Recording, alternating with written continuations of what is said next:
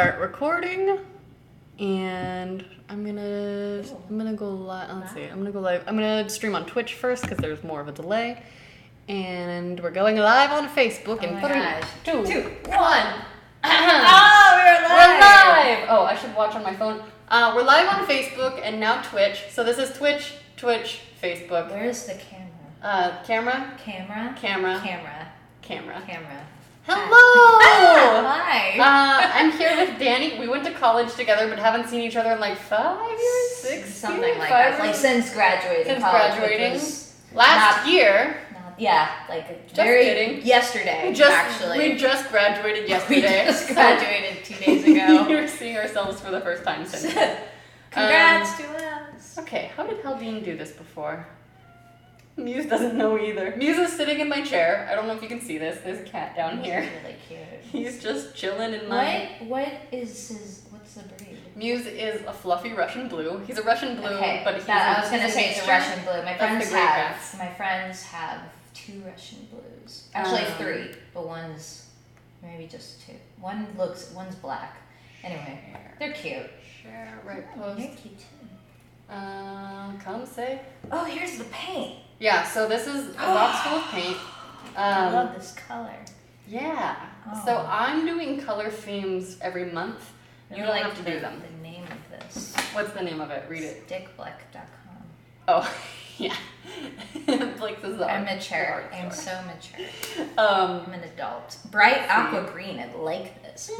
What? So you have a this is your palette. Oh my god! I feel you like get Bob to- Ross. Yeah, well, I haven't digged into them yet. I haven't dug into the. I have a box full of Bob Ross oil paints that my grandma gave me. Way. So I'm a little bit afraid of them because I keep hearing about how difficult oils are. But Have you watched his videos? Yes. They're amazing. And also, my friend Haldine posted on my Facebook today, Dog Ross paints, which is there's a dachshund with a wig who's like painting. It's really funny. I love that. No, I find it very therapeutic to watch Bob Ross. It's Really? And he's so positive. He's so sweet. So that's what we're trying to capture here. Yeah. Some of that positive Bob vibes. Ross vibe. Rules of the Underpaints. Oh yes, rules. Love whatever you do, even if you love it because it's ugly. There's no room for self-hate here. We try to fill it up with self-love. Nice. It doesn't matter what we paint. Like, if it's shitty, then we just throw it away and start over. We have plenty of canvas. Or if it's shitty, I embrace it and I love the shittiness. I've done that, and also then I've painted over it. So, what are you gonna make? I'm gonna use a little board. I don't know yet. I'm just gonna start with a color. Start with a color and What? we'll go from there. I'm obsessed with this gold color, so I might do something with that. Let's text some people to say, come talk to us. Yeah, can we get questions? Text Carissa Blades, come say hi on Facebook or Twitch, exclamation point. Can we get questions? I feel Yes, like... if people come watch us, we'll ask for some questions. Yes. You can ask me anything. Careful what you say. Okay, don't ask me too much. Who else? Ask me nice questions. Nice For nice people. It's gonna be really interesting. So I'm just putting colors that I like. I'm gonna ask you questions first. Please do, Karen. I want to ask about how did it feel when I asked you if you wanted to come paint with me in your underwear. How did it, did you have any feelings around being in your underwear? How did you pick what underwear to wear? That's really funny. Is it funny? That you have, not just, I guess part of this whole experience is the process of going into the experience. Did I tell you that you didn't have to be in your underwear? No one has to be in their underwear here. I think you mentioned it in a third person type of way. Right, okay. In an overarching way. I just know I don't have to be in my underwear. You don't have to do anything. But no, this is something that I've never really shied away from. Okay, so you don't mind running around. I'm gonna scoot forward so that you don't have to look backwards. We're still figuring out all the angles. But I don't want. I'm just gonna drink some tea. Yes, we're drinking tea. I like tea. I'm drinking a detox tea or something. I am gonna get a second easel. I just haven't gone to the store. What am I gonna do? What am I gonna paint on? Maybe my music stand.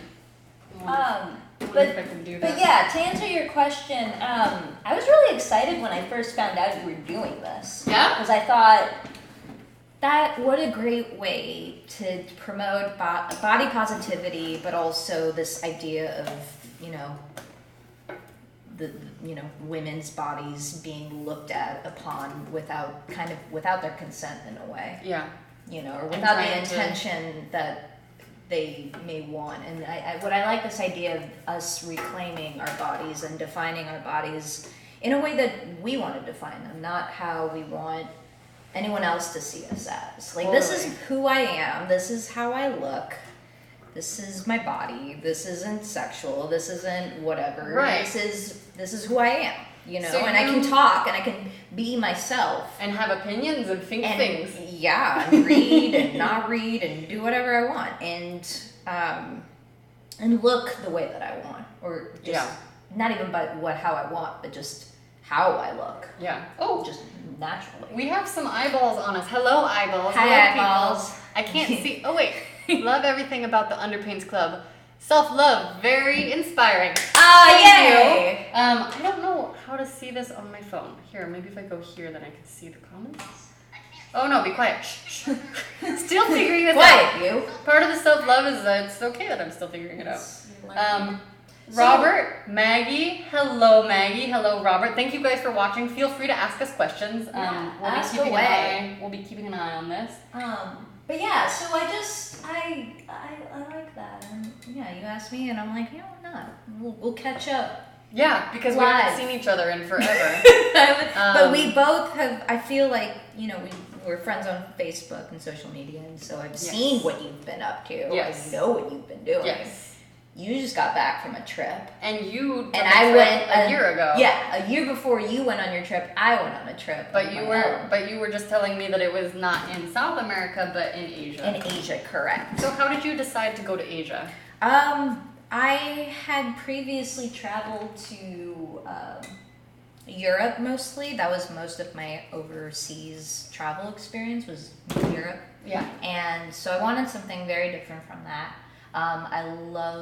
I've always been fascinated by various Asian cultures, Thailand, Japan, China, and so I just decided, you know what, I'll try Southeast Asia. I did a lot of research too, what are safe places for women to travel by themselves in, and not saying research to do.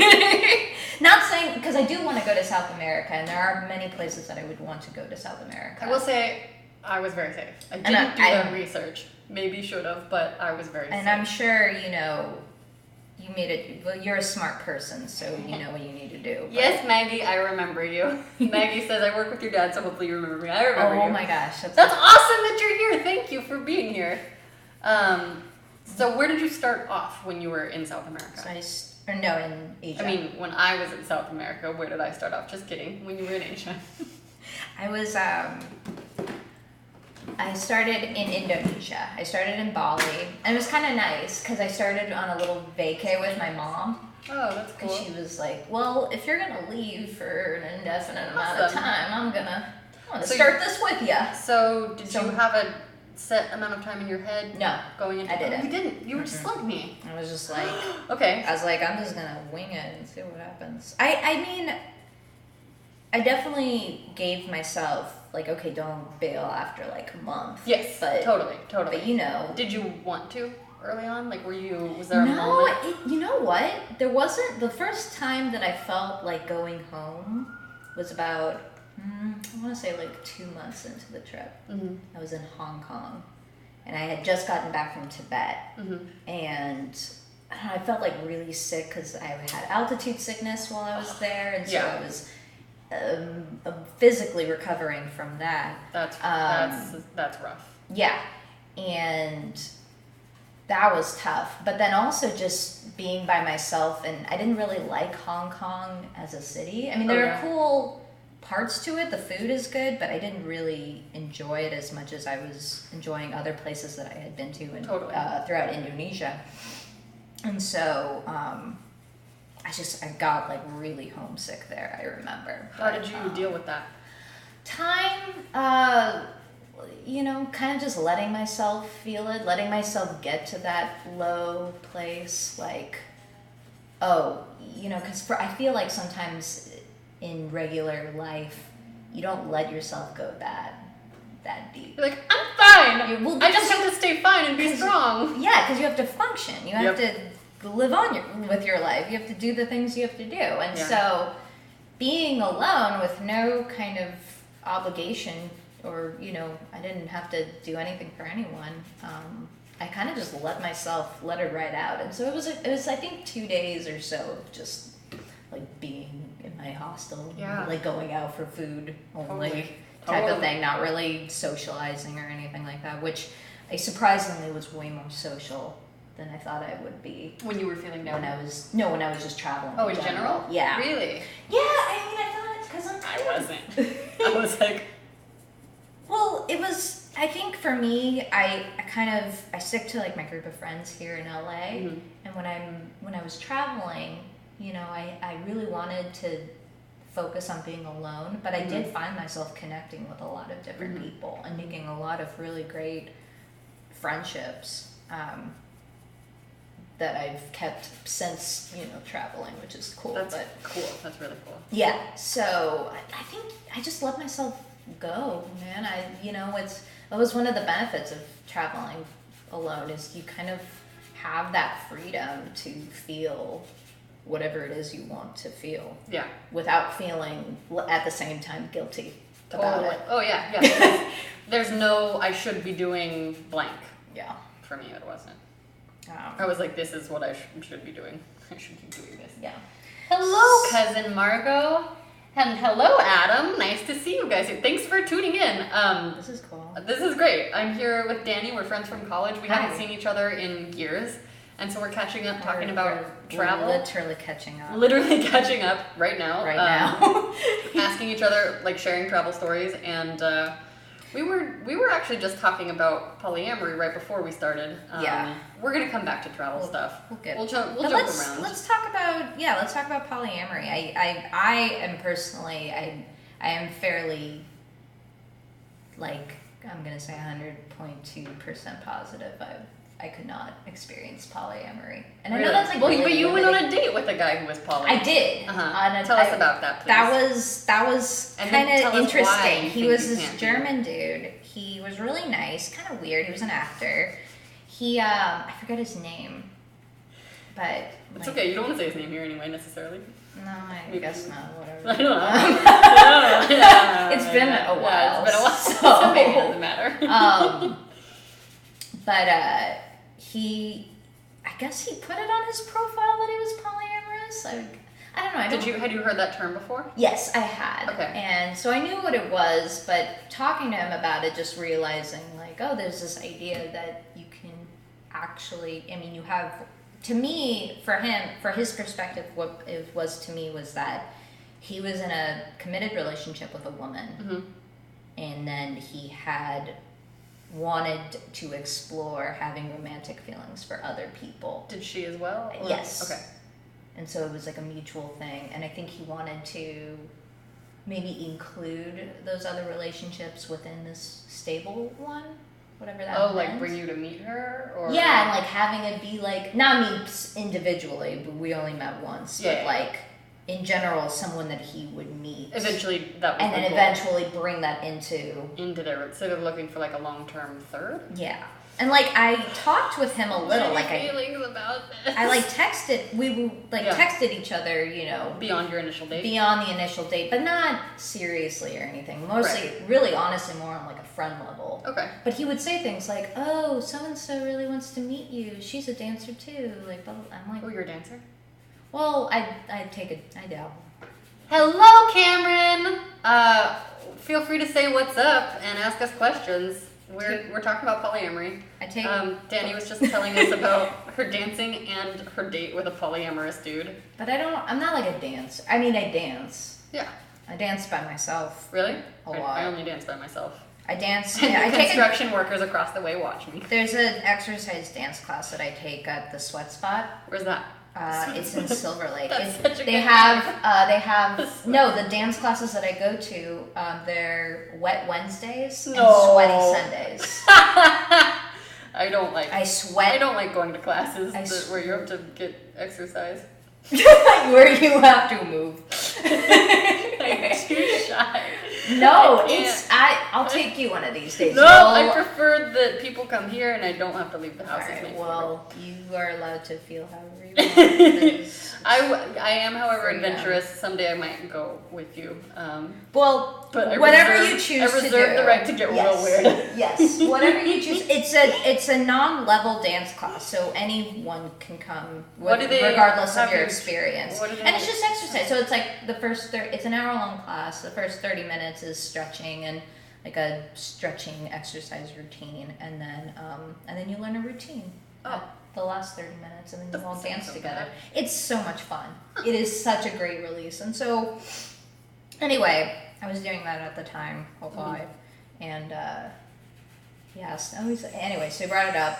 Just, And did you see him again after that? No, we only went on that one date, Okay. and afterwards, I kind of met someone else, and it became serious. So I was like, okay, bye. Bye, so nice to meet you, but I did the dating thing and it worked, so thank you. And I had to be very stern about it.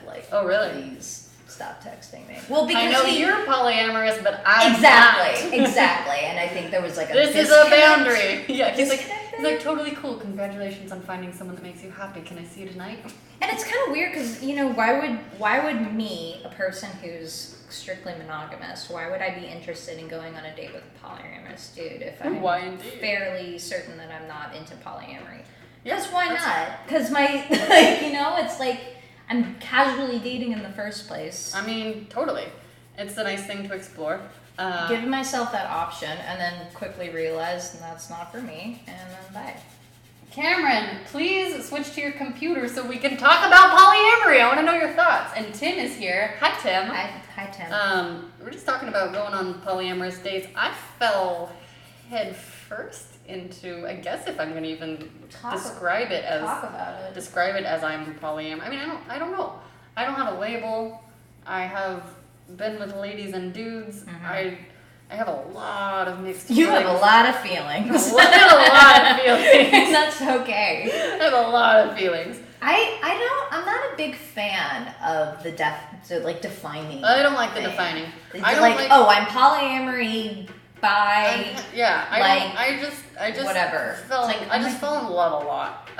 And currently I wish to not fall in love with anyone because it's very complicated based on my recent past. Not that recent. I mean, still getting over stuff.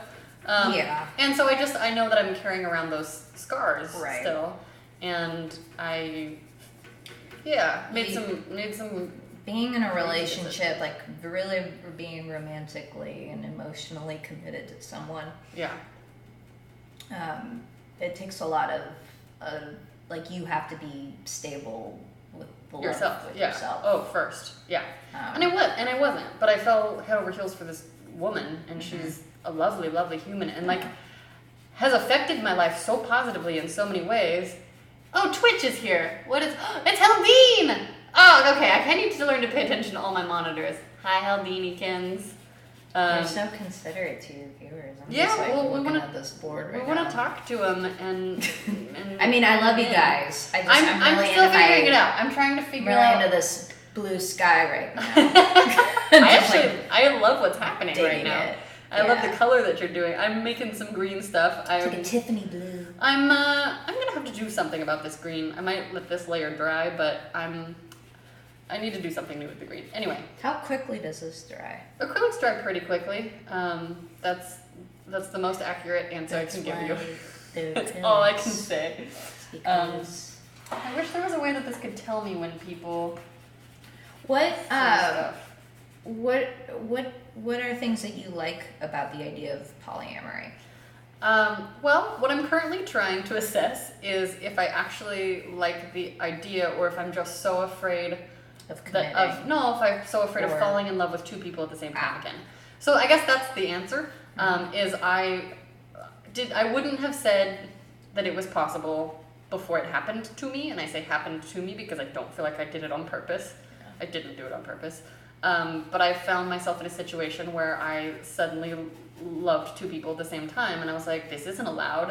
I must not really love one of them. And so I kept checking in with myself and back and forth and back and forth. And I finally just accepted the fact that for me, at least in that moment, it was true that I was in love with both of these humans. Now, sadly, my boyfriend at the time was very strictly clearly not into even exploring the idea of polyamory. Did you bring it up to him? I did. I told him that I was in love with a woman. He knew that I was in love with her, and he was just like, you gotta pick. And so I kept picking him officially because she was in a relationship also that made her unavailable to me. She was married at the time, and she and her husband were not in a place where they wanted an official, like they were working their stuff out. And it was new to them, and I fell in love with her, and then I told her, I don't know why I was like, this is a good idea to tell her all my feelings, but it did. And then, we were in love with each other, but her husband and I didn't have a strong relationship. It got real messy real fast, and we tried to be very, very clear in our communication, and the truth is it's like really hard because you think you're saying the right thing, the true thing. No matter how... And sometimes you accidentally lie to yourself and others, or you're telling the truth, but then the truth changes, or, it's sticky. And the other thing that I learned in therapy is that many people use polyamory as like a closeness and distance mitigating factor. So that's the other thing is like, not everyone in these poly communities are out there like trying to have real love and connections, and maybe they are, maybe they think they are, but everyone sort of has a different take on it, you know, they're there for different reasons, and like I am not an expert on all of that because I crawled back into my shell. Well, no, You never seemed like that kind of person in college that had a shell. Oh, really? Yeah. Well, and maybe that's my memory of you. No, most people... So I'm actually a very, very, very, very shy introvert. No one ever understands this about me.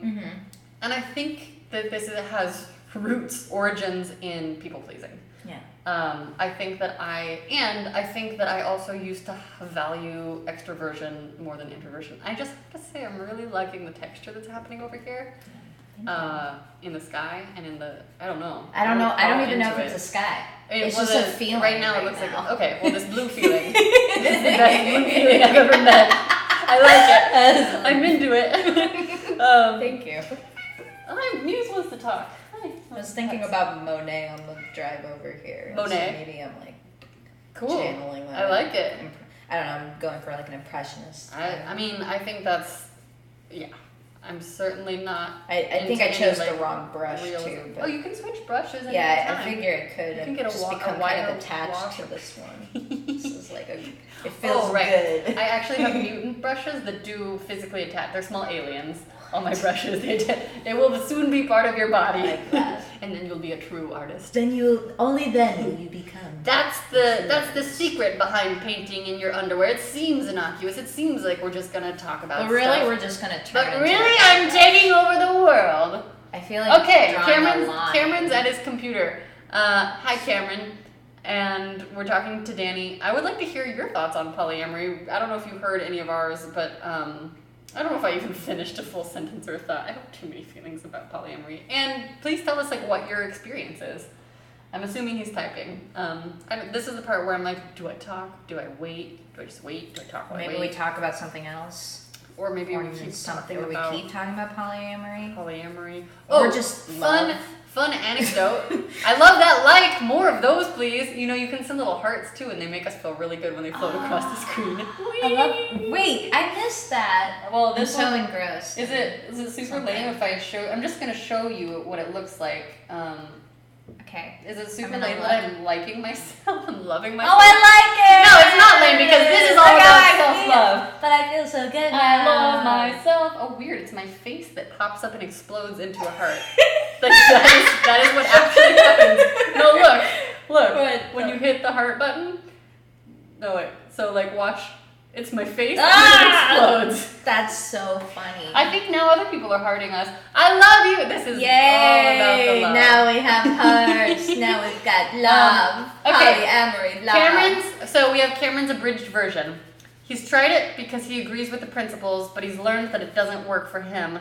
Practice did not hold up to theory. Oh my God. Way to actually... Yes. It's very succinct and giving yourself the chance to learn something about yourself and not restricting to yourself. Explore that, to try it. But then coming to terms with your boundaries. Yes. Coming to terms with boundaries, I think, is something you don't learn until you become a real adult. I didn't... Being able to learn how to say no, or knowing what you can or cannot do or whatever, not even like shoulds or shouldn'ts, but just what should I not be doing right now? And just being in touch with myself about what that actually is for me.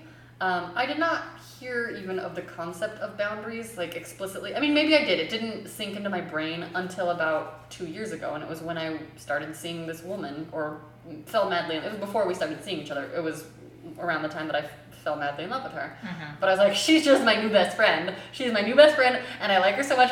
And she's so pretty, and she's so smart, and she's so funny, and I kind of want to see what she looks like naked. But I just didn't even clock it as a sexual thing. I was just like, she's so great, she's so great, she's so great. Like, yeah, I've slept with ladies before, but it was always just like a friendly thing. We're just friends.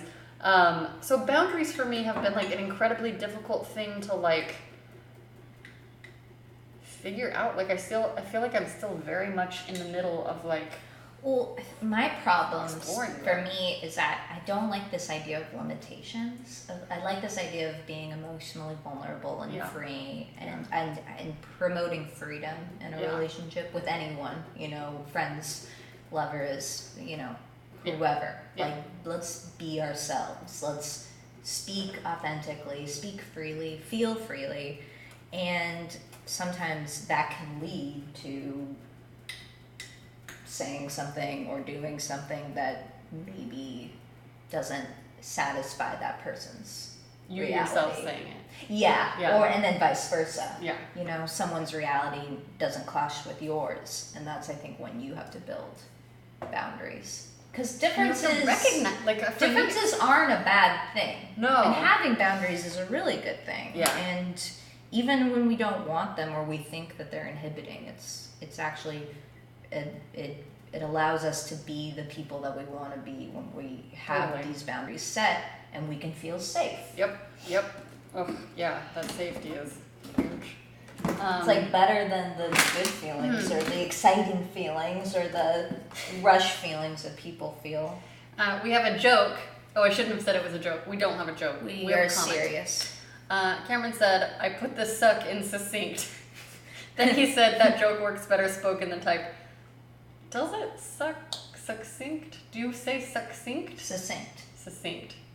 I think that joke works better written, actually. I'm gonna tell you that. I'm just gonna throw that. Then again, I'm maybe not the person to ask about jokes. I used to get into fights about this with my friends and ex-boyfriend. They would tell me that my jokes weren't funny, but I thought their jokes weren't funny. I may or may not, I don't understand jokes. I'm in the movie theater, I always laugh at the wrong time. I think I understand all the jokes. I actually think I understand all the jokes, and I think my jokes are funny, but I'm the only one that laughs at them. People make fun of me, and I did have my friends tell me at one point that I should do stand-up about how nobody laughs at my jokes because it's so funny and they think I'm on the spectrum, which I might be. I'm pretty high functioning, whatever. I'm pretty high functioning if I am. I think that's an oil. Oh, that is an oil. That's an oil sneaky. I don't know what happens if you mix acrylics and oils. Maybe an explosion. I know nothing. Someone put that in there, probably I Carissa. just want green. Here it is, right greens. in front of me. There's a couple different ones. Permanent green. It's a yellowy green. I love these names. I know. I know. There's so many. It reminds me of Eternal Sunshine of the Spotless Mind. She's like, I want to be that person. Someone's has that job where they create the hair dye names. Hello, Orange. Daniel. I'm trying to. Hi, people. I know a lot of these names. I don't know if these are people I know. Daniel and Cameron. We have Cameron Rosen. I don't know if we're mutual friends. Daniel Trujillo, he is an SC person, but he was younger than us, or younger than me. Go SC, fight on. I think you're young. We're the same age, right? We're the same age. You were 2011. Uh-huh. Yeah. 2011. When did you start at the U Club? 2008? What? I think 2008. Like sophomore year? I think it was my sophomore year, the beginning of sophomore year. Because I was working an on-campus job where I met most of my best friends, and I feel like I was like, I want to make more money. I feel like I've met most of the close people in my life, or not in my life, but from college, through that job. Oh, really? I didn't stay long enough though, because I ended up getting an internship and then I pieced out to France. Similar sort of existential crisis. That's right. I think you were there's my friend Neil I met at the U Club my freshman year, and he was a senior. Mm-hmm. He's a colleague now that I work with. Oh, really? Yeah. That's awesome.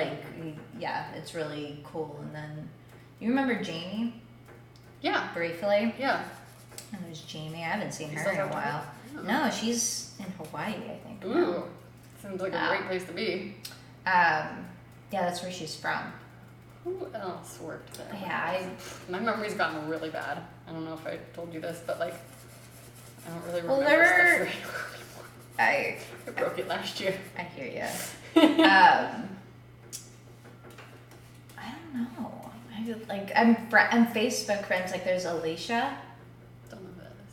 Or maybe I do, but maybe I shouldn't. I know. I Well, anyway, know, I'm scared to talk. Here we go. Okay. People. Caitlin Robinson. Hello. Let's see. Okay, so I'm blanking on people too. I know more people from that, and now I'm Ryan. I remember Ryan. Do you remember Ryan? Yeah, sure. Yes. I remember. Do I? I remember a girl who had a bunny. What was her name? Do you know who I'm talking about? Ira with a bunny. I remember Ira with a bunny. Ira with a bunny. So, okay, when you were traveling, Yeesh. Were there any moments that stand out to you? Like I'm gonna remember this moment. Actually, you were telling me a really good one. Oh, my volcano climbing story. Maybe if you want to share it. I love that. I've shared it 30 million times. I've considered doing a moth story about it. Do you know about the moth? Oh, girl, you would dig on the moth. The moth is a podcast. Oh. And it's storytelling. Okay. Oh. It's just people tell stories from their lives. Okay, this is why I should do this because then people teach me things like that. Yeah. And then you should listen to the moth. They're fantastic. I feel like I cry every time. Well, the name comes from the two men who started it. They would tell stories on their front porch, and people would just come by and stop by their house. In real life, they actually did? And they would just tell them stories. In Los Angeles, or? I don't remember. Doesn't seem like a Los Angeles thing to do. But the idea that there was an outdoor neighborhood space and they sat and people would come to them and listen to them stories, and they'd come and go, and it's kind of like a moth to a flame. It's becoming attractive. So yeah. So anyway, so I've thought about it, but I think I'm gonna audition a different story for that. But so you audition, okay. You can audition for it. There's story slams where they'll hold public events where you can come in with a story, and That's you just cool. they pick your name out of a hat and you just go up there, and so you can't bring note cards with you or anything. You just have to go and talk. It's sort of like a one-man show, but it's really just storytelling. But anyway. Yes, I climbed a volcano once. And actually a couple times. Go on. Wait, the same volcano or different volcano? No, a different volcano. Indonesia, there's not much to do if you're, outside of Bali, which is all, yoga and, hippie shit. Well, I don't know. I haven't been, but... Well, that's I did pretty much what it is. I did read Eat, Pray, Love while I was traveling.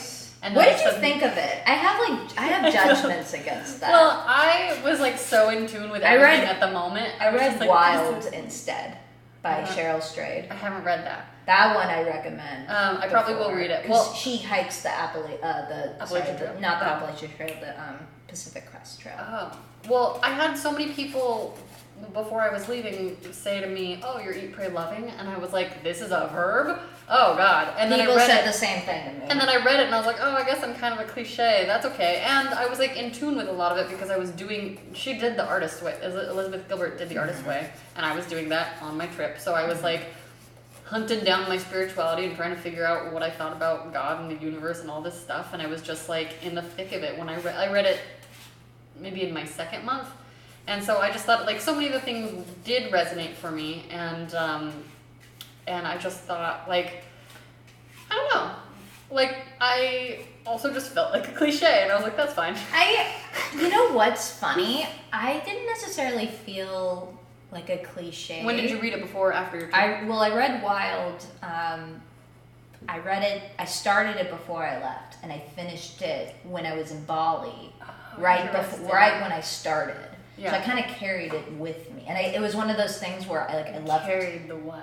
I did, but I left the book at the hotel, because I did that with all my books. I would just leave them whenever I was done with them, because I couldn't take them with me. I didn't bring a single physical. I brought one single physical book, and I wish I had brought more. Like, I wish I had picked them up and dropped them off. But also, I wasn't around English books that much, so I don't know how I would have done that. Yeah, I mostly just brought books and then would leave them, and then I was in Thailand, and I stayed with a friend, and she let me borrow a book, and I shipped it back to her when I was in Japan. No, that story. I will tell you that story. Okay. So I did have a friend who used to live in Thailand. She now lives in Austin, Texas. But, so before I left for my trip, I have two really good friends, Michelle and Katie, and Katie said, hey, I have a friend.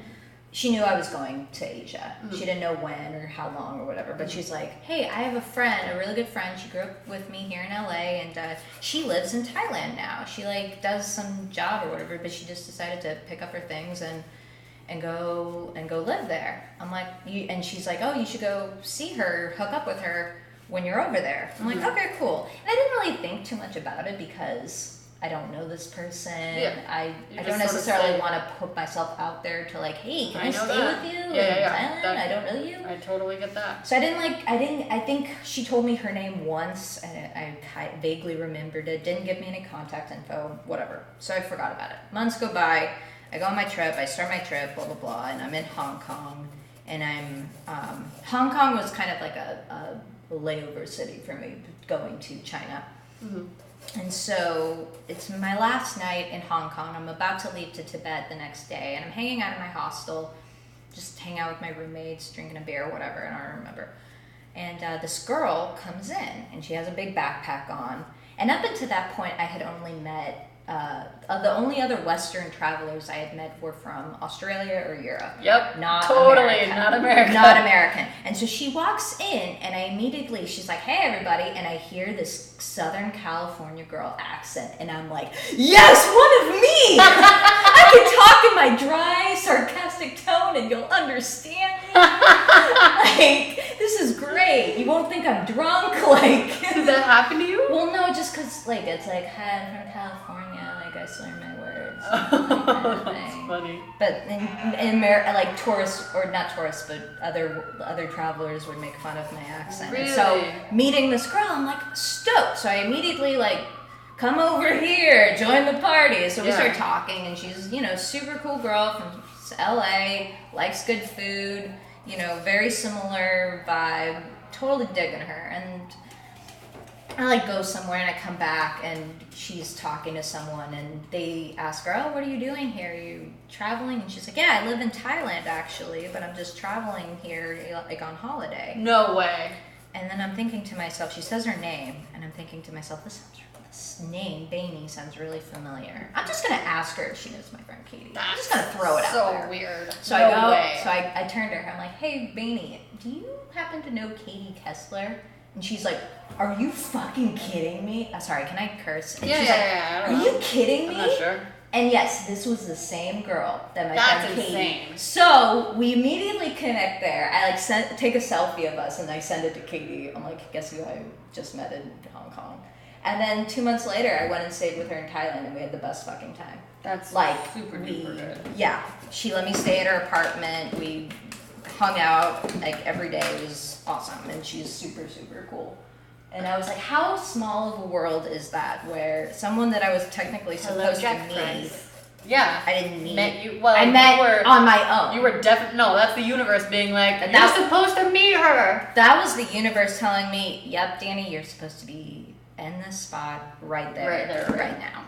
Wow. Cameron has another point. Points! Yes. If we're still, I always want to talk about polyamory. We just wander because In my personal experience, Laundry. I've literally never seen a polyamorous relationship last terribly long. Not saying it can't, but again, see more. Practice versus theory. That's just been my observation, both from personal experience and observation of others in my social circle. So, to counter that point, arguably one of the reasons too that I was, where's my gold? Oh, I Here it just is. saw gold. Found it. One of the reasons that I think I was like, this is a great idea is a good friend slash former colleague of mine is in a, to this day, successful polyamorous relationship. For how long? When I knew him, they were entering their 3rd year, like when I worked with him, so they must be on year 5 now.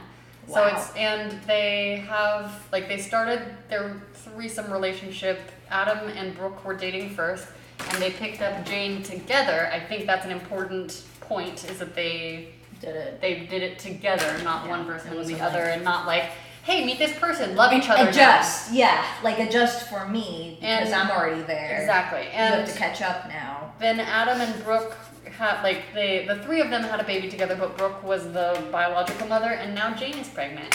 That's what Heldine told me. Wow. So cool. Good for them. Lindsay Belt, hello. Lindsay Belt and I are friends from 1st grade. Like I have a distinct memory of us playing on this dirt pile, like planting a flag with a PVC pole. Oh my gosh. And then when I was in college, when I was in high school, then I had gone across town for the rest of elementary school. And so I had come back to the school closer to my house for high school, and I was like really shy and nervous because I didn't know anybody. And like Lindsay was like one of the more popular people. And she and this girl, Becca Rich, and maybe Jamie, we were all in a play together at the Enchanted Playhouse, which was like the local theater. And it was so fun, and they made me feel so cool and special. And then we all went to Sadie Hawkins dance together. Oh my gosh. Which for me was a really big deal. So thank you for being here, Lindsay. Love that. Yeah, and so I do know one instance of an official public it's not called a throuple, I call it a triad. I've never heard anyone in a relationship call it a thriple or a throuple or whatever. Like that's what the media has tried, like a threesome couple. A throuple. Yeah. There was like an article published and my mom was like, I was reading about throuples, and I was like, I'm sorry, great. What? Like I didn't know, and she had to tell me what it was, and then I was like, please don't try to connect with me like that. That's not. Don't try to connect with me like that. I just don't want to. No, Mom, not a. Also, throuple is such a gross sounding name. The Snow Queen. We were in the Snow Queen. Oh, I love that play. I was the Snow Queen. That was my first real acting role. I love that play. Daniel's been traveling. So Daniel. How did I meet him? I think I met him right before he left on his fucking 14-month sojourn around the world. That's cool. And he gave me some really inspiring things. Maybe it was as I was leaving or as I was about to leave or something. And it was one of those moments where I was like, I'm gonna be okay. Someone else is okay. Someone's talking to me. The universe has sent this person to encourage me. And I was just so scared. And so when I landed in Cuba, I was like, what the fuck was I thinking? Yeah. What am I doing? That was my first place. I spoke no Spanish at the beginning, and you just came back from Cuba, so you don't. You gotta seek out the internet. I was with my boyfriend, and I just got back from Cuba. We did not use any internet our entire. Because you have to go very out of your way to use it. You have to go out of your way, and so it was just easier for us to let's just go without it. I mean, if you didn't need it, then no, great. we were able to get by completely without it. It was fantastic. Yeah. I was insistent upon using it because I was but at the same time, my friends and family were but at the same time, thankfully, I had some Spanish language background. Yeah. My boyfriend was learning at the same time. We had Duolingo. You're Cuban, right? Yeah, I'm half Cuban, but my dad did not teach me Spanish growing up because I would be so mad if my parents spoke another language. I mean, resentful is a strong word. But no, he's fine. He did what he got to do. He's cool. My dad's cool. Hi, Dad. He's not watching. Hey, Dad. My dad's not watching either, I don't think. I think they would be commenting. He would be. Daniel's waving at us. This is the Facebook hand wave. I don't know. Oh no, I guess we're not on the camera. Oh god. Oh god. I do need to figure out Twitch and how it works and all of that, and then start like getting into the community. But anyway, right now we're just painting and having fun and talking about threesome relationships. I think it can work. I think it takes a very specific set of circumstances for it to actually work. I think that's the hard part. I think it's just so hard to be on the same page about what you actually want. First of all, with yourself. Second of all, with one partner. Third of all, with multiple other partners. Don't you love that gold? I know. I just love that gold. I love it too. I love what's happening over here. We'll see what's. I think the story that I was going to talk about. Yeah, please tell it. Nah. It's the moment's gone. But wait. You told us about the girl in. No, I know. I was going to tell you about the volcano. Oh yeah. You don't want to tell anymore? I could. I feel like I've told it so many times. Oh, I mean. Because when you asked, well, that was the question that people asked me. What was the most memorable moment? Maybe you should save it for your moth story. Nah, man, that's going to be how I met Michael Stipe. How you what? He's a guy I like. A singer of a band that no longer exists. Oh, what a good name. What's his name? Michael what? Michael Stipe. But don't. Oh, we don't have to talk about it. No, it's just because I'm a big fan. He's cool. Anyway, I hiked a lot of volcanoes. And you speak a little Spanish. Ooh, tell me about Cuba then. Let's talk about Cuba. That's what I want to talk about. Because we actually haven't talked about Cuba yet. And this is a place we have both been to recently. Hey. So yeah, it was cool because we were thinking about going last summer. I mean, we've been talking about going for a while, but we were really starting to think about it seriously last summer or so and last fall, and then finally it got to the point of planning. So we did it, and I remember I Facebook messaged you while you were still on your trip, and I'm like, because I saw that you had just been there, so I was like, I'm just gonna ask. I had a doctor since college, and you were so sweet and so nice, and we took all of your advice. And so lonely. Nah. A message. Let me respond to you. No, I was so grateful for that. Good. Oh yay, helping is nice. So we went to Havana, Trinidad, and Cienfuegos. Yeah. And what for me going to Cuba was so much more about me finding and learning about my heritage and my history. I'm the first person from my family to go back to Cuba since everyone left in 1960. Do you know how your family left? Like, yeah, the circumstances? It was, though they left illegally. They entered America as political refugees. My grandfather was a chemical engineer. He had already previously done business with America, so he had ties in America, but his best friend was living in upstate New York. Yeah. And his best friend was like, you can come here and stay with us. I'll get you a job at a plant up here. And so originally my grandfather was going to go by himself, and he told that to my grandmother. My grandmother, who was a professor of calculus at the university, she said, you're not going. Were they already married? Us. Yeah, they were married. Okay, they had so 3 kids. Yeah. Oh, wow. My dad and everything. So, my grandmother was like, no. Good for your grandma. You're not going by yourself. If we're going together. Yeah. So why did he? It took did he think it would be easier to go alone? He just wanted them to be safe. He wanted to make sure that they were okay. He wanted to work hard so that they could come in and be comfortable. But no, they left Cuba Christmas Day, 1960. And they flew into Florida, stayed there for a night on no money, and literally someone gave them a hotel room. Wow. And then they flew to upstate New York the next day and lived there for a couple years. My dad was about 8 until he moved to Orange County, and then they've been California based ever since. But yeah, so my grandfather got that family out, like his wife and his kids, and then after that, once he was established here, he got all of the cousins, the aunts, uncles, grandparents, everybody, and I have no family back in Cuba. How did he do that? Like time and money and just sacrificing. Sneaking them out. Wow. Yeah. Gosh. So that's how I'm here. Yeah. That's why I'm here. Yeah. Doing all of this. And so I'm very grateful for them and everything they've sacrificed for that. Did you get to like meet or talk to any Cubans while you were there? Like a ton, not anyone that knew my family, but right. it was it was interesting because something which I feel like you'll understand, a huge reason for why we travel is because we want to learn about something different. We want to learn about a different culture. We want to learn about different lifestyles. We want to see different places, whatever. We're looking for something different and new when we travel, a lot of the times. Yeah. What I've discovered through traveling is that you actually discover more about what you have in common with other people.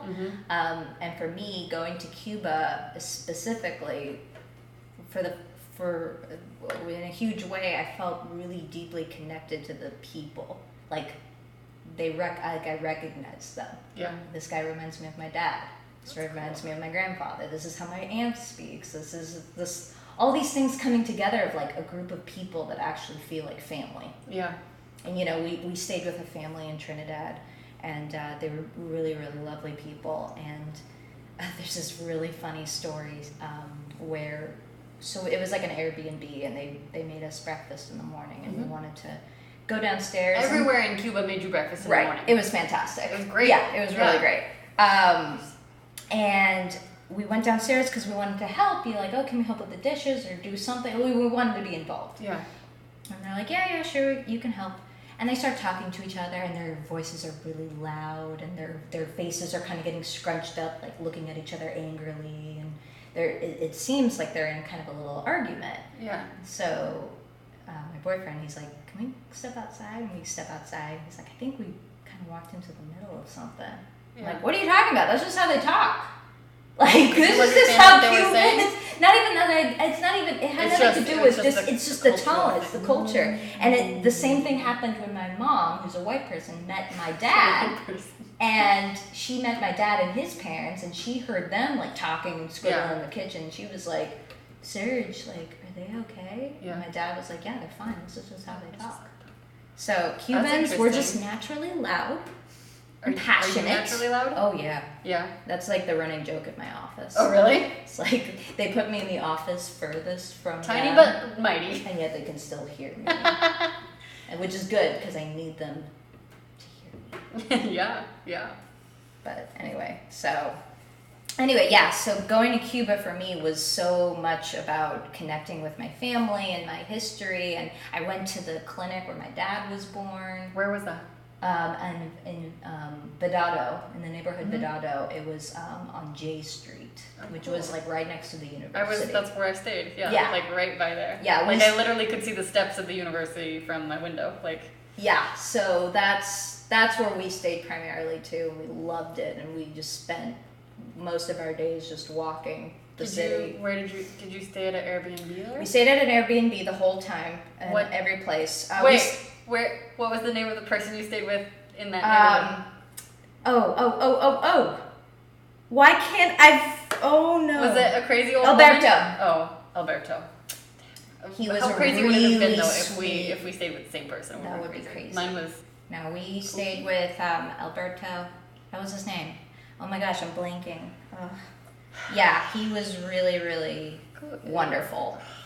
He was just so warm and welcoming, and we talked to him about Everyone everything. was so nice. Oh, and they're so well spoken, and just, I mean, you thoughtful, can just, lovely, and it was willing to just discuss things. Being able to, so it was great because I pretty much just spoke in Spanglish to them the whole time. That's awesome. But for the first time, I was carrying full-on conversations in Spanish. Yes. Which I had getting to that point, zero experience with. I wasn't there when I was in Cuba, but I got to the point later on. I was in Ecuador when I had my first where I'm like, I've been talking in 3 hours for Spanish. Yeah. In Spanish, and I'm not saying all the words, and I have to look up half the things, but she understands me. I think you're communicating. Yeah, you're getting from point A to point B. Yeah, and my experience was that it had to do with how much the other person wanted to connect. If someone wasn't interested, then But I honestly feel like in Cuba, there wasn't any moment where it felt like no one wasn't interested in talking to you. It may take some time.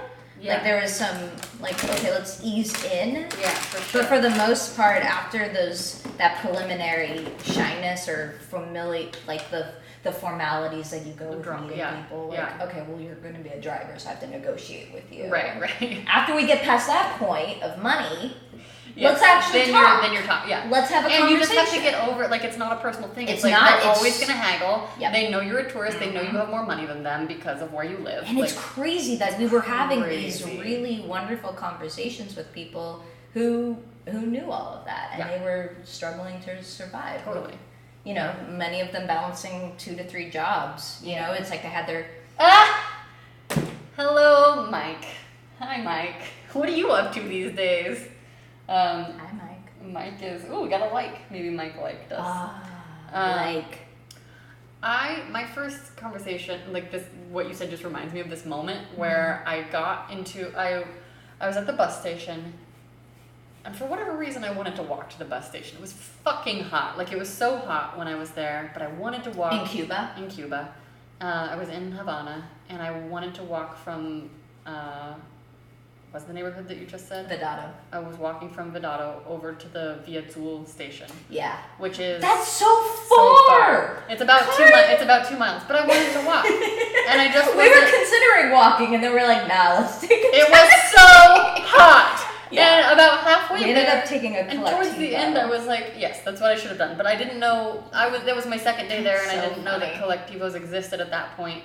And Sergio, who was staying in the same Airbnb as I was and was studying at the university, he was doing something else that day, but he ended up being I was granted these lovely human being companions. Like, I got there the first day, and when I was like, what am I doing? Sergio was like, do you want to come to dinner with me and my friends? And he took me out with him and his fabulous gay friends, and I love it. So where'd you go to eat? Did you go to Bicky? Bicky was right near there. It was at the bottom. We went to this outside. It's an indoor-outdoor place, and I just remember my first night there capturing a small chicken. The waiters didn't care. There were just chickens and cats and dogs roaming around. And I captured a small chicken. It was just sitting on my shoulder for the longest time. And I was just this is the best. I was just so excited. So on my second day there, this was my first, so I went to the bus station, bought my bus tickets for the whole rest of my time there because I just hadn't really planned ahead. And I was like, I guess I'll go up to Vinales and then down to Cienfuegos, Trinidad. And then I was flying out of Santa Marta. Mm-hmm. And so by the time I got to the bus station, I was dripping in sweat, and I was like, okay, I'm going to buy a water, and I'll take a taxi back. And I get in this taxi, and, I don't know, you know how you pick a taxi, and, everyone wants you to ride with them regardless. But especially if you're a girl by herself, and you're, for sure. You're not a I experienced the same in Asia. Yeah. It's and similar.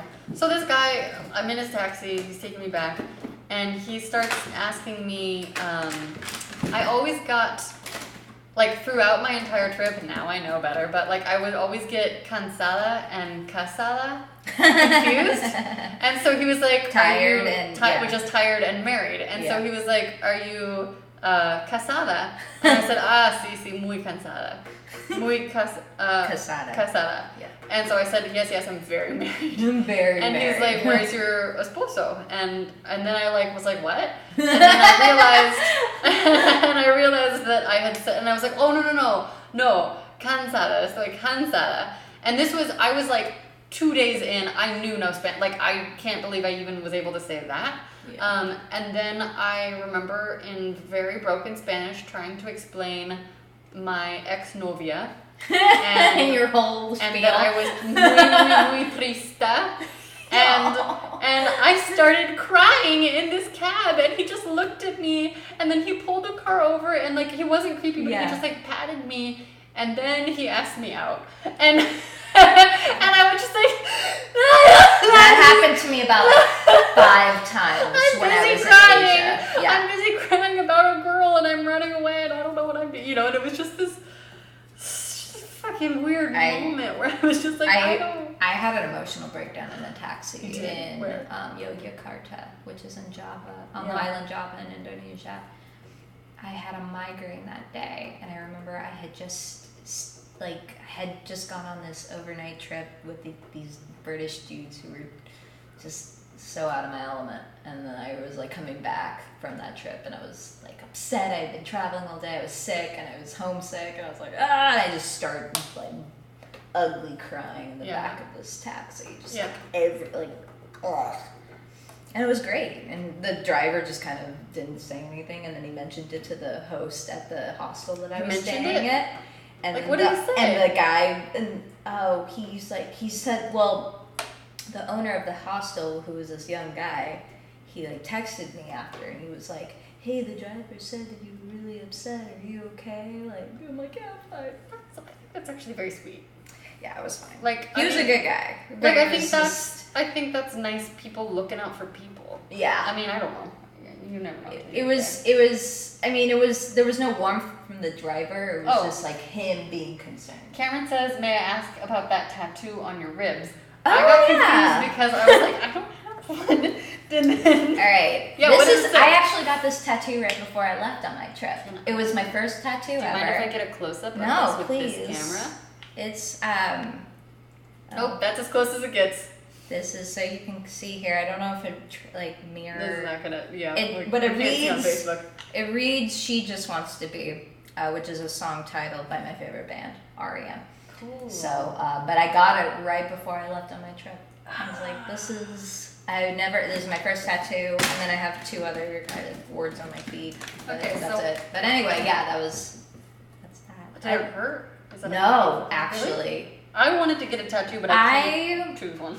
I think I just talked the whole time I was getting the tattoo. Did you take someone with you? Yeah, my now boyfriend went, but we were just friends when we went, which was cool. That's nice. And he was there as like a support buddy, and he took pictures the whole time. But I just talked the entire time with him and my tattoo artist, and I think that distracted me from Can we listen to the song? No. You can listen to it later. Listen to it. It's weird. Like REM is sort of like a. I love that you just said no. Like, I love that. I think that's great. Boundaries. Yeah, boundaries. I was gonna say, it's like what we were talking about earlier. It's interesting, like, because I love that band and I love their music and I'm so open about it, but when it comes to actually sharing the music with other people, it's a weird personal thing. Like, I don't want you to judge the music that I love. Totally. Like, I don't want you to think about my music. Totally. The way I get that. Because I think about it in a certain way, and I want to keep that as pure and sacred as possible. Great. So that's where that's coming from. I love that. I think that's fabulous. Maybe this is different, and I don't. Oh, hello, Muse! Don't get in my painting. You just jumped up in this. You silly goober. I was gonna say, and I hope this doesn't come off as offensive, but that reminds me of how I feel about Phantom of the Opera. And I remember. I don't think it's offensive. Okay, because it's one of my favorite things in the world, and my dream is. I don't want to say it out loud. I'm too scared to say my dream. Just don't. Keep it. It's a dream. It's still a dream. It's a dream that I'm probably going to manifest in the next couple years, but it's still related to my ex-boyfriend, and when dreams are like tied up with people, and then you have to like make them your own again. There's that thing happening right now. Isn't that crazy? It's crazy. It's so stupid. Things become a part of your life because of a person, and then when the person leaves, that thing is still a part of your life. But you're like, this was mine. This was mine first. This was mine that first. Too. Yeah. And then this is really nice. I don't know what's happened. Like, it's like a chameleon eye. Maybe that's like it's like it kind of reminds me of an eye, and I don't know if I like that. It's like a lizard eye. This is like I like this part of it. I don't know how I feel about this part. Maybe it's a sun. It's like the standard corner sun. Yeah, I know. I'm not judging that. I like that. I'm happy with the shapes, and I'm just exploring. This is a gold mountain. Yeah, this is a hill. I'm a big fan of that. I'm thinking about it. But I was in Dr. Drew Casper's musical class my freshman year, and I remember he said explicit, like he talked about how terrible Andrew Lloyd Webber was, and I had a moment where I was like, I'm sorry, what? What? And then I went back because I like grew up listening to like Andrew Lloyd Webber's like the greatest hits, and then I went back and listened to it. I'm like, oh, I get what he's saying, and also I don't care because I love Phantom of the Opera more than anything in the world. But it's weird to hear criticism of your favorite thing. Yeah, especially coming from like a person who does not know. It's not personalized at me at all. It had nothing to do with me. It was just like how he actually felt, and I was like, and then I was like, oh, but you're wrong about Phantom. Phantom's magic. It's pretty okay. I think I'm painting too much now. I don't know. I might have to let this rest and come back to it tomorrow. No. I've noticed in my life that I feel like I'm cluttering stuff more. Like, I feel like the pictures that I take, the things that I post, you know how the Instagram aesthetic of our generation is very like clean and clear, and all the branding is like triangles and like simple arrows. Very simple, yeah. I like that simplicity. I am attracted to it. Can't create it for myself. Like, that's why I like the circles that I make on a piece of paper, but the circles are still messy because I just want to keep doing more stuff. So anyway, I've just been thinking about that a lot and how I feel cluttered in my own brain. I have recently been cleaning up my closet every couple of months, and instead of going out and shopping, I just like stay clean. Yeah, I love that. And I feel so much better afterwards. I mean, how did you feel having a whole closet after a backpack? It was bizarre. Yeah. It was. I loved 4 having shirts, 1 sweatshirt, 2 pants, the same 1 pair shorts. of pants so Never had many to think days. about it. Hated laundry. Hated underwear laundry. Just that was annoying. I didn't the bring cool enough thing underwear. about Asia is that they will do your laundry for cheap. I did get my laundry done. I got Not too much. I did a lot of sink washing. It would be like, oh no, I did plenty of sink washing, but it would be like $3 for all of my laundry. Yeah, I'm that's like, how it was in Peru. I'm gonna do that. And then I was so lucky at the Airbnb that I stayed at in Colombia, which is my favorite place in the world, and maybe I'll move back there. I don't know. They had a washer dryer. That was kind of a determining factor for me when I was staying at hostels. I was like, do you have a washer and dryer that I could use? Great. Let me stay here, along with your super 10 out of 10 shower. How long did you? Yes, seriously. I had very strict bathroom and your toilet standards. that works. Oh my god. You must have been in worse toilet situations It was than me. horrible. We had great toilets in South They're the worst. South America, you have toilets. The worst was when I went on a 3-day hike up a volcano, and the first night they have you stay in like a homestay or whatever, and then you camp the rest of the nights. The homestay was a room that it was just muggy and stale, and I'm pretty sure the bed had never been washed, and so I actually slept in my sleeping bag on the bed. And the bathroom had no running water, so it was a toilet with no water. But it was toilet. It was a toilet. Toilet-shaped toilet. Really? So it wasn't even like the hole in the ground, because most bathrooms. Hey Victor, we're just talking about toilets in Asia. Toilets. A lot of the toilets in Indonesia are just the non-plumbing ones, so they're just like holes. Yeah. And this place was just like a toilet, but it might as well have been a hole because there was no water. And I remember I went into I used it in the beginning, like right when I got there. I was like, I gotta pee or whatever, so I used it, and then I went on a hike, and I came back, and it was just covered with ants, the entire thing, and then my whole bathroom just filled with ants for the next 12 hours. What did you do? Did you tell them? What did you do? I just hung out in my sleeping bag and read and prayed for the morning to come. And it did. And then it did it. At 6 I was like up at I'm ready to go. 5 in the morning. All right, let's start I'm ready to go. Start our hike. Cameron says poop humor is the best humor. I actually told my mom this on the phone today. She's giving a presentation tomorrow, and she was like, I think it needs to be funnier. Like, she's giving a presentation on infant massage. She teaches infant massage. She's a nurse. Cool. And I was like, Mom, you can never go wrong with fart jokes and poop jokes. Nope. And she's like, they will laugh. And then she came up with a very funny, baby fart joke. And I know, see? and she was like, I think students always laugh when I say that. And I'm like, yes, Mom, because it's also context. Like, you're reversing their expectation. They don't expect to hear a fart joke. Reversing expectation. Teaching Nancy Schneider about some comedy timing. Gold. So yeah, she told the joke and made me laugh. So, yeah, man, poop. It's an important part. I got really lucky with all the toilets. Good for you. I was gonna tell you something. It was pretty rough, but after that, I made it a very strict. I was like, DANI, you don't, the bed can be whatever because you have a sleeping bag, and I got a pillowcase. So I was like, okay, I'm fine. Yeah. Bed can be whatever. You can sleep in a room with however many people, whatever. The bathroom needs to have a high rating. So that was a huge determining Bathrooms are factor good when I deals. was choosing hostels. Yeah. Because I would just, look for okay, where am I staying next? Okay, I'll just find a place 3 days before or whatever. Totally. That's the way. Sometimes in certain places, the best ones would already be booked up. Yep. So then you're like, okay, well, now I got to go to plan B or whatever. And so you just learn to compromise a lot. And you don't you just learn not to care after a while. Yep. Which is you great. just let those standards go out the window. Just drop them. Right. And it was cool because I was kind of going through like a feminist. Hello, David. Like a weird feminist thing where I was like, I'm not going to shave and I'm not going to wear makeup. I'm not Why going is to that pluck weird? my eyebrows. Not weird. Well, it's weird because in society women are supposed to. But when you're traveling alone, you just get to do whatever you want. I didn't wear makeup for 5 months, like the whole time. Fantastic. Cameron once stayed in a hotel infested with, of all things, ladybugs. That's actually kind of cute. Fucking ladybugs, what the fuck? Like on the ceiling and the carpet, when you sat down on the sofa, you'd hear the Oh, that's creepy. carapaces? This is a word I don't know. Can you please tell me how to pronounce it?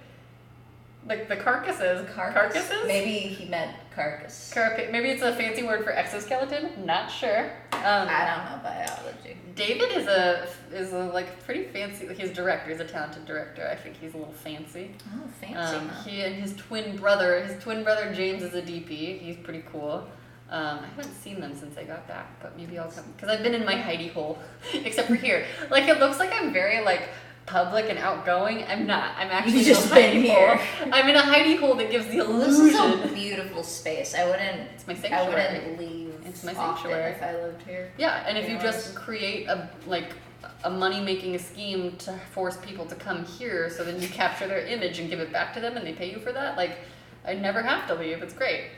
Nice. So I just try to keep it a safe space. But for the most part, I think after a while, you just don't care where you stay anymore. It was cool going to Japan because their standards there are insanely different than Southeast Asia. And so I stayed in some, like the hostels there, granted they're more expensive, but man, they were wonderful. They were quaint. And you went there. What was the order of your Okay, so this is where I went. I went Indonesia. I went to Bali, and then I did some island hopping for a little bit, and then I went to Hong Kong. Okay, but I imagine you like literal island hopping. The islands were small enough where it literally you could probably just. Whoop. I would try to do that. Like I would make stupid jokes about it. I'm island hopping. But like, for real. But I would love it. So then I went to Hong Kong and then Tibet, and I loved Tibet. I was cool monks beautiful. there. Very racist for very asking that? beautiful. I don't know. No, well, most of what you see there are Buddhist monasteries. Which the culture there, Tibetan Buddhism, which Buddhism is in many different countries in Asia. But each country kind of has its own version of it. Tibet is definitely, there's a very specific Tibetan Buddhism that I learned a lot about, and I loved it, and really beautiful people, really interesting culture. Got to go to Mount Everest Base Camp there. Oh, you did? Yeah, saw Mount Everest in person. I did a bad job of Facebook stalking you, I guess. That's amazing. I was like, yeah, that was rad. I hiked to the base camp for sunrise and saw the sunrise over Everest. That's so cool. Yeah, is that a thing that you have to plan a tour for, or? Yeah, so in Tibet you cannot. In Tibet you have to have 2 different visas. You have to have your Chinese visa, and then you also have a Tibet entry visa. Okay. And you, as a non-Chinese citizen, you can't go to Tibet unless you're on a organized tour. Okay. So that was the only thing that I had to pre-plan before I left. Okay. And I'm really happy I did. It was the most expensive part of my trip, but it was definitely worth it. Of course. And any planned tour. Any tour, it's like a hotel accommodations. I even had a roommate, but it didn't. Still was pretty expensive. But still. Wonderful. I would definitely go back there. So after Tibet, I want to do that. After Tibet, though, I went back to Indonesia because I was like, I don't want to just go to Bali. I want to climb volcanoes and go to other places. So I went back to Bali, and then I went to more island hopping, climbed some volcanoes, went to Java, went all the way from one end to the next, and then I went to Sri Lanka. and then I went to Thailand, and then I went to Japan. And I spent kind of different times in each place. Like Sri Lanka was a week and a half, Thailand was 2 weeks, Japan was 5 weeks, total Indonesia was 6 weeks, and then Tibet and Hong Kong were like 2 weeks. That's amazing. It's weird to like boil it all down to that. It makes it, you know what I mean, overly distilled. Yeah. It's like, this is what I did and this and I don't But know. that's what it was. Do you want to hear a fun fact? I would love to hear a fun fact. Carapace is a fancy word for exoskeleton. Oh my god. No, we know. Carapace. Carapace. Am I saying it right? Carapace. Carapaces. Carapace. Carapaces. Can you spell it phonetically? Carapace. I would spell it CARE-UH-. I don't actually understand. I don't know. I don't know official phonetic spellings. I'm making it up. Did you ever read what is the book? Pearlandra or Out of This Silent Planet by C.S. Lewis? They're sci-fi. Some of his sci-fi. Okay, well that's what your painting reminds me of. He spelled it Carapace. Oh. I think I'm on point with my I pronunciation. think you're good. Thank you, Cameron. Thank you. I'm I think I'm done with it. Like, I'm almost done. I don't know. I'm trying to decide if I'm done. I'm Cameron, almost do you done. think I'm done? Oh wait, no one can see my painting, can they? I'm gonna go a little. Okay, this looks stupider on camera. Congratulations! This is your most commented live video yet. That's Facebook talking. It's because people are talking back to us. Thanks for Facebook. talking to us. Yeah, it makes it fun. I mean, we could talk to ourselves too. We could. We've We actually have. been doing it. We We've have been doing a been. good job. Okay. We have been. Alright, I'm gonna do something weird. Do it. Please get weird. Life is too short to not get weird. That was a caption on one of my Instagram photos for my headshot photography business. I do actually love taking headshots though. That's really cool. I like taking pictures of I actors. should get some headshots. Come over. Because I do them every Sunday. I'll think about it.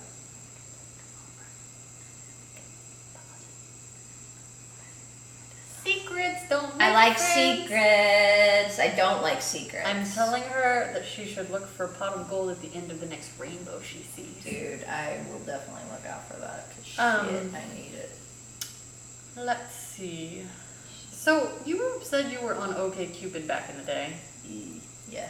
I haven't. That's actually how I met my boyfriend. I know, but I haven't tried that, and I'm considering. I mean, I'm not ready. Let's be honest, I'm not ready for that. But I've been thinking about it, and then part of me is just like, maybe I should just meet random people there. But I feel like I just get too attached to people too quick or something. I don't know. Anyway, hello, Sarah. Hi. So, like, how is it? I feel like you're gonna meet anyone, anywhere. Internet. I think that's what in person. And I meet so many people. Well, I don't want more. Because I will say that I don't even remember what. Because OkCupid, it works. It's like a personality test that you fill out, and then you compare other people based on how many questions they've answered, and then there's a certain percentage drawn up that. Like a percentage between the two of you. So because of the amount of questions you both have answered and your answers, you are 80% compatible. Oh, or 70. So it's like a Cupid algorithm. Yeah, it's their own system. Ooh, So that's I have a how. question for you. Yeah. Have you ever had like a? Oh, I got to the end of my little board thing. Have you ever had a classic like Cupid's arrow moment? You know, they say that moment where you're like struck by Cupid's arrow and you feel it. Have you ever experienced that? Yeah. Yeah? Maybe. Yeah, I have. You don't have to talk about it if you No, want. I have. Yeah. Where you're like, oh my god, I'm in love, oh no. Or for me it was oh no. Well, I don't know. For other people it's probably no. Usually Like it's a love probably at first sight? no, it doesn't have to be at first sight. Just like that moment where you're like, where you're like, I didn't think I was in love, but this is love. Oh, yes. I definitely have had that moment. I have had it, I want to say, yes, I've had it before. I'm not going to say how many times. I only had it once, like that sudden thing, and it was with that girl, the woman, and I was like, I can't say where I was, but I was around a bunch of people. No, it's kind of, it's a cool feeling to have though when you get there. I think it's a cool feeling. I think it's cooler if you don't have to like define it. Or like if it wasn't a problem. Like if it's not like a shitty bad thing. I really like squishing my palettes afterwards. Oh, and then that's I squish them cool. on a paper, and I just really like the way that looks. Like that's my favorite. Like I actually think I like this better than the thing I spent the last hour painting. So I think I'm done. I think I'm happy about it. Mine is like a very abstract mountain. Show Facebook. Scape. Can you pick it up? Yes, I can. I need to get some real canvases again. If you support us on Patreon, Here you go. This is a gold mountain with a red sun. This is a squoosh. Is it so squish? Squoosh number 1. Actually, this is squoosh number 2. Squish, and then there's some balloons. And then this is, I'll show you my, what is it called, palette? Yeah. Do you want to do a squoosh? I want to show just, this is what I've been working with for however long we've been doing this. Yeah, how long have we been going? How long have we been going? Hello, James. Fancy seeing you here. We've been streaming, I don't know. I'm not sure. We started around 8:45 and it's 10:15. Whoa! I didn't know it was an hour and a half. We've been talking for so an hour and a half. long. You're so easy to talk Like to. it. Aw, thanks. You are too. I guess when you have so much stuff saved up, it's And easy, think about all the money that we're raising. I mean, it's a slow start. We're off to a slow start. You can go become a monthly subscriber. I donated for $1. today. Did you just really? To my own organizations. What did you donate to? I donated to the ACLU. Great, that's one of the ones we go to. I also donated to KPCC. Oh, great. I love that. I like supporting local news. That's great. That's objective. That's great. I like objective. Yeah. I think I wrote that in the comments. They're like, why did you donate? I'm like, because I like objective news. I like real Please news. Real things. Well, on that note, I'm gonna wrap us up. Thank you for coming here. Thank you so much for having me. Yeah, she's gonna come back. Can I be a repeat guest? Yes, please. So I want to eventually start just doing this more, like maybe 4 times a week or something. I don't know. It's fun. And this is so cool. I love it, and it's so artistic and free. It's just fun to do stuff, and you don't have to think about what you're doing. You just and have you to play can paint. and explore. And I have paint on me now. Don't you feel like an artist? I love it. I always feel like when I feel like I've done something. Yeah, when I have paint on me, I'm like, oh, I'll just leave it there because I was painting today. And then like I walk around feeling cool, and then I walk around feeling nervous because I feel like I look cooler than I actually feel, and so then I have like a discord, and then I'm like, maybe I should grow my hair back. Maybe I should put glasses on, but I'm like, no, glasses don't feel right. I don't need glasses. I like your look just the way you are. Well, I'm pretty into never having to do my hair again. I'm jealous. Someone kissing us? Oh, that's my friend Amber. Hey, Amber. Hello, Amber. I like kisses. She's the best. Amber's cool. She's an artist too. She likes to paint. So well, maybe she wants to be a guest. Maybe. She's the coolest. If you do want to be a guest, let me know by visiting Underpaints.club, and there's a form you can fill out or a place to send an email where you're just like, hey, I want to be a guest. Right now I'm doing Tuesday nights and Thursday nights. It's so much fun. It's so freeing. I feel I'm like my spirits are elevated. I'm super stoked. We had such great conversation. We really did. Too. And just to reiterate, at the end of the day, we're about loving ourselves, loving others, inspiring each other, and trying to like fucking figure out life and help people. We are donate to organizations that you love. You can donate to Underpaintsclub on Patreon. We're also on Twitch. I'm gonna figure out how Twitch works one of these days soon. But yeah, that's cool. We're on Instagram. Go follow us. Go like us. Go tell your friends about us. And paint in your own underwear if you want to or not. And send pictures. Like just do whatever makes you happy. Do you? Okay, cool. Do you want to push the end button on Facebook? Yeah. Thank you for joining. Thank you. Bye. Mwah. Mwah. Thank you, Twitch. Okay, I have to go. I have to walk over. My God. This is always the most awkward part where I'm like, and there's my boobs.